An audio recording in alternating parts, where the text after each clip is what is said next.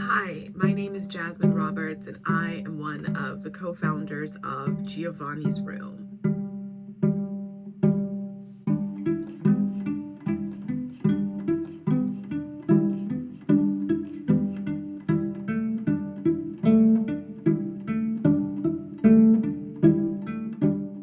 For me, Giovanni's Room is about returning to our roots. Writing and reading and storytelling historically has not been something that has been commodified by an industry.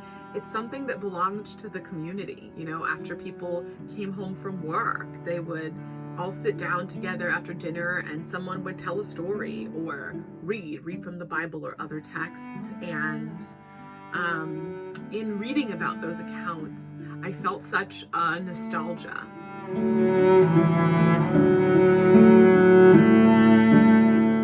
What feels most important to me about creating BIPOC-centered community is that as we as a country are reckoning with racism, I think it's important to understand that liberation for Black people and the most marginalized people in this country is liberation for all. So one of the main reasons why we see it as important to make Giovanni's Room BIPOC-centered is that it liberates everyone. It liberates white people, straight people, you know, it liberates men from a lot of the stifling rules that white supremacy culture and misogyny have placed upon us.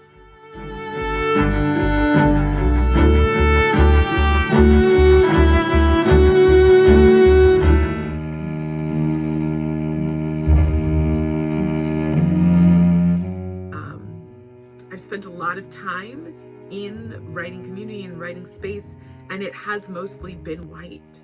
And there have been many times when I felt like there just isn't a place for me. I've had POC friends say to me, oh, hey, I went to that workshop you recommended to me and it was all white people.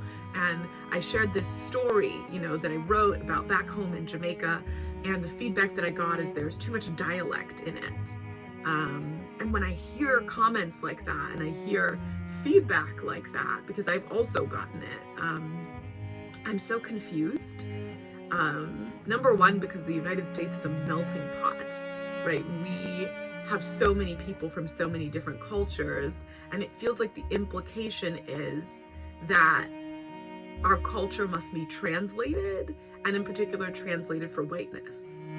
And then I juxtapose that with all of my favorite authors, with Toni Morrison and the way that she writes in dialect, and Jamaica Kincaid, and I think, why was it okay for them to write in dialect and it's not okay for us?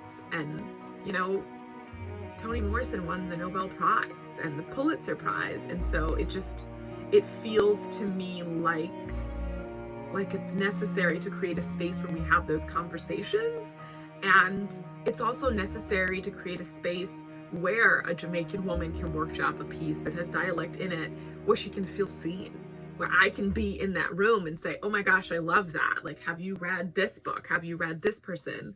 And I also think I take issue in a lot of ways with commentary and feedback like that because we've been getting it for so long. Black and Indigenous people of color have been getting it for so long from the publishing industry.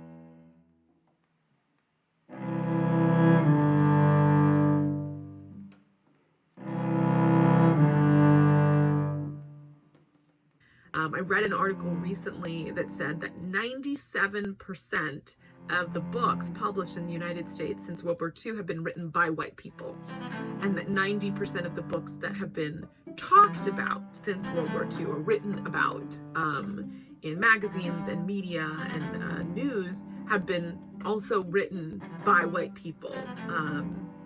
And that message that basically, like, no one wants to read a book written by a Black person. No one wants to read about people who don't look like them.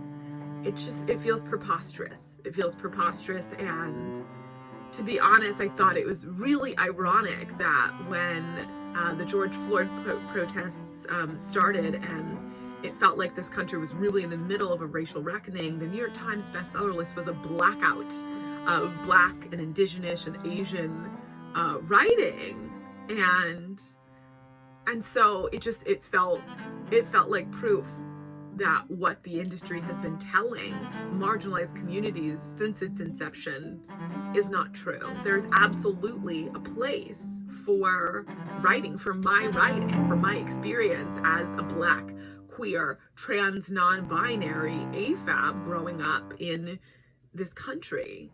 People do want to read about it. They're simply not given the opportunity.